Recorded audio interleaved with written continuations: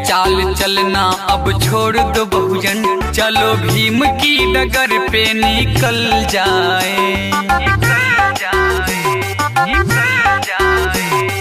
भीड़ चाल चलना अब छोड़ दो बहुजन, चलो भीम की डगर पे निकल जाए। कोशिशों में इतनी रफ्तार भरो की ये दुश्मन जमाना बदल जाए। भीड़ चाल चलना अब छोड़ दो बहुजन, चलो भीम की डगर पे निकल जाए।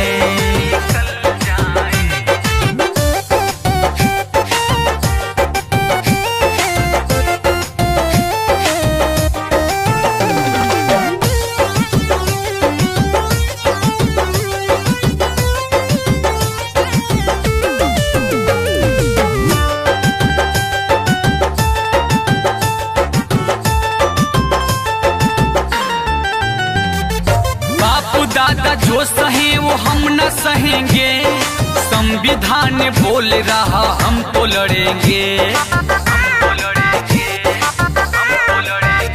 ओ बापू दादा जो सहे वो हम न सहेंगे, संविधान बोल रहा हम तो लड़ेंगे। सावधान रहना अब सीख लो बहुजन, सूंघ कोई फिर से ना छल जाए। भीड़ चाल चलना अब छोड़ दो बहुजन, चलो भीम की डगर पे निकल जाए।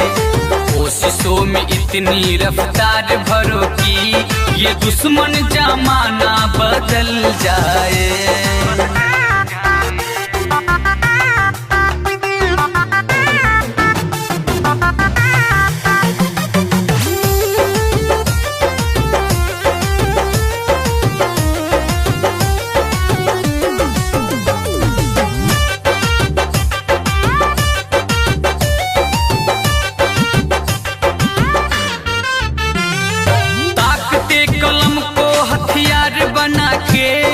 ज्ञान की कमान पे शब्दों को चढ़ा के, ताकते कलम को हथियार बना के, ज्ञान की कमान पे शब्दों को चढ़ा के, तर्कशीलता से ऐसा वार करो कि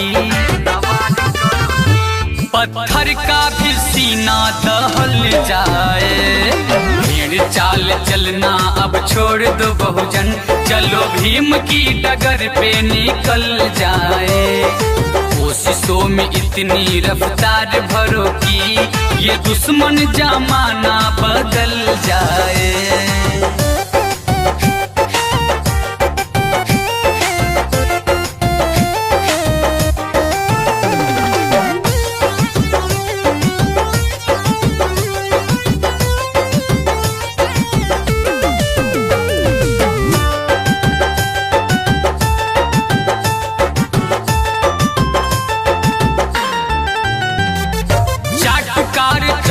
से दूर रहेंगे, जो गलत है उसको गलत ही कहेंगे।